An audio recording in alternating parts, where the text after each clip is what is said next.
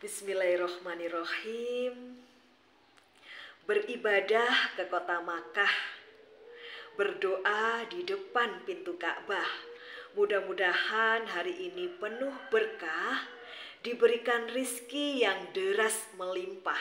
Amin, amin, Allahumma amin. Assalamualaikum warahmatullahi wabarakatuh. Halo anak-anak hebat di seluruh penjuru Nusantara dan seluruh sahabat TBM Avicenna Malang dimanapun berada. Mudah-mudahan anak-anakku hebat semuanya senantiasa sehat, dalam keberkahan dan dalam lindungan Allah Subhanahu wa Ta'ala. Amin, Allahumma amin. Pada kesempatan kali ini Bu Aini ingin membacakan buku yang sangat menarik ya. Tentunya buku yang berjudul 44 Kisah Sahabiah Nabi Agung Muhammad Sallallahu Alaihi Wasallam. Dan tentu saja buku ini ditulis oleh Kak Harun Ar-Rasyid ya, dan dari penerbit PKS Sumber Ilmu.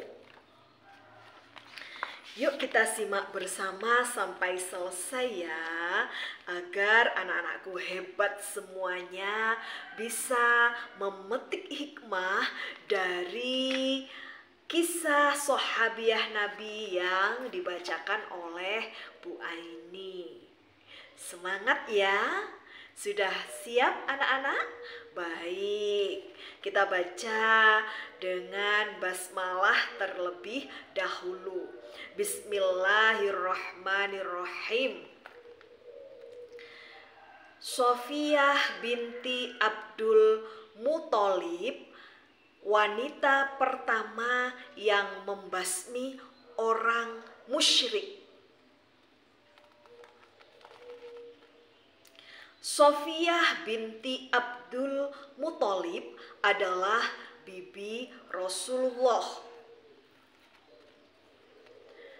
Ia lahir di Makkah pada tahun 570 Masehi.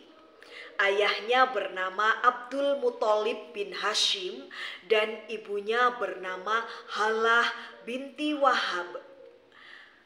Suami pertamanya adalah Haris bin Harb. Beberapa hari setelah pernikahan, suaminya meninggal dunia. Lalu ia menikah lagi dengan Awam bin Khuwailid. Dari pernikahan itu, keduanya memiliki dua orang anak yang bernama Zubair bin Awam dan As-Sa'id bin Awam. Sofiyah adalah seorang ibu yang disiplin dalam mendidik anak-anaknya.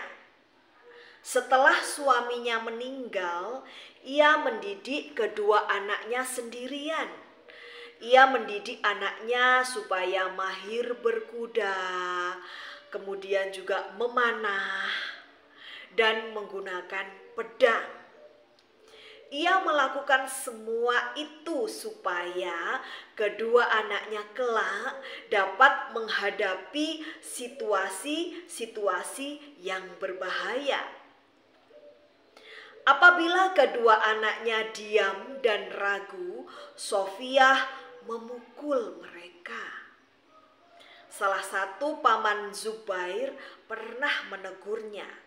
Namun Sofiyah mengatakan bahwa tindakannya terhadap anaknya adalah bentuk perhatian dan kasih sayang seorang ibu kepada anaknya.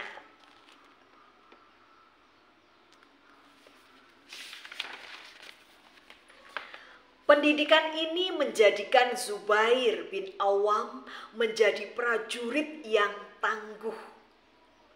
Rasulullah Shallallahu Alaihi Wasallam mengatakan bahwa satu Zubair ini setara dengan seluruh umat.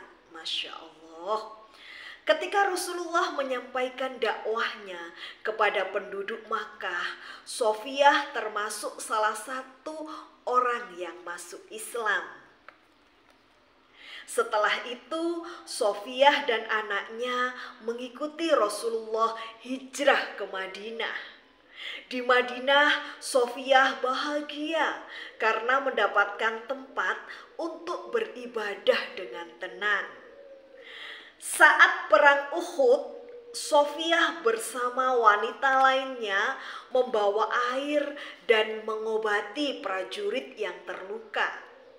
Beberapa saat kemudian, banyak kaum muslimin mengalami kekalahan. Mereka berlarian meninggalkan Rasulullah. Melihat kejadian itu, Sofiyah mengambil tombaknya dan melawan musuh-musuh Islam. Ia juga menyindir kaum muslimin yang mundur dari medan perang. Tidak lama kemudian, Sofiyah melihat jasad saudaranya Hamzah bin Abdul Muthalib. Ia tetap tabah dan memohonkan ampunan untuknya.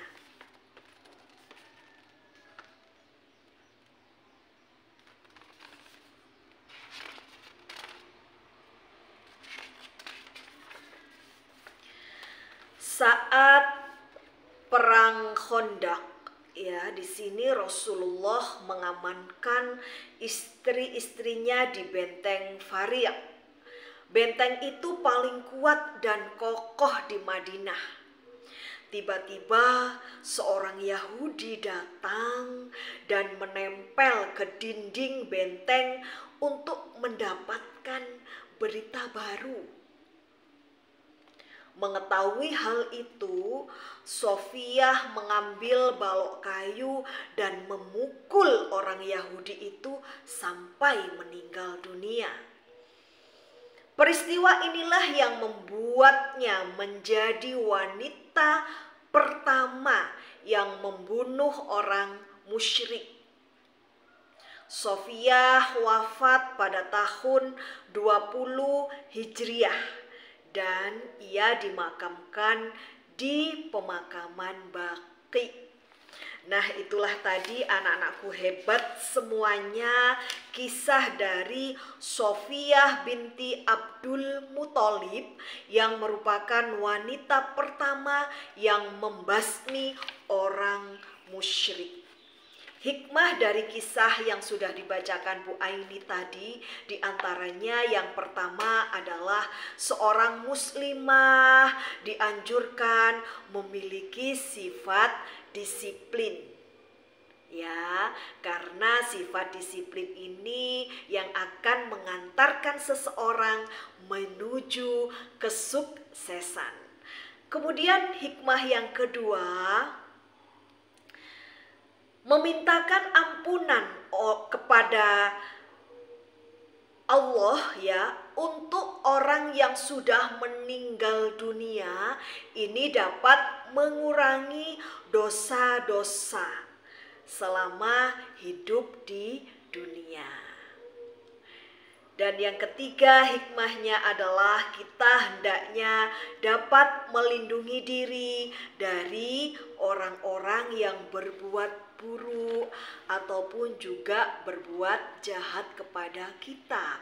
Dan kita berdoa mudah-mudahan kita senantiasa dijauhkan dari segala mara bahaya, dari orang-orang yang mendolimi kita, dan kita senantiasa mendapatkan sebaik-baik perlindungan, yakni perlindungan dari Allah Subhanahu wa Ta'ala.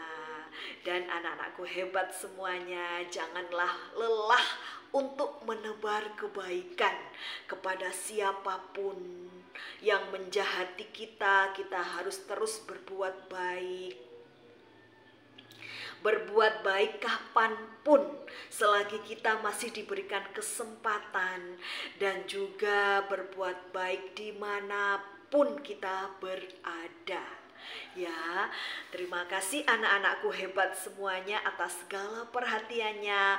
Bu Aini mohon maaf apabila ada kekhilafan dan memancing ikan berwarna putih. Cukup sekian dan terima kasih. Ihdinas sirotol mustaqim. Wabillahi taufik wal hidayah. Wabiridha wal inayah. Wassalamualaikum warahmatullahi wabarakatuh. Salam literasi dan tetap semangat belajar dan tetap semangat membaca ya anak-anak hebat. Sampai jumpa di Bu Aini bercerita selanjutnya. Dadah.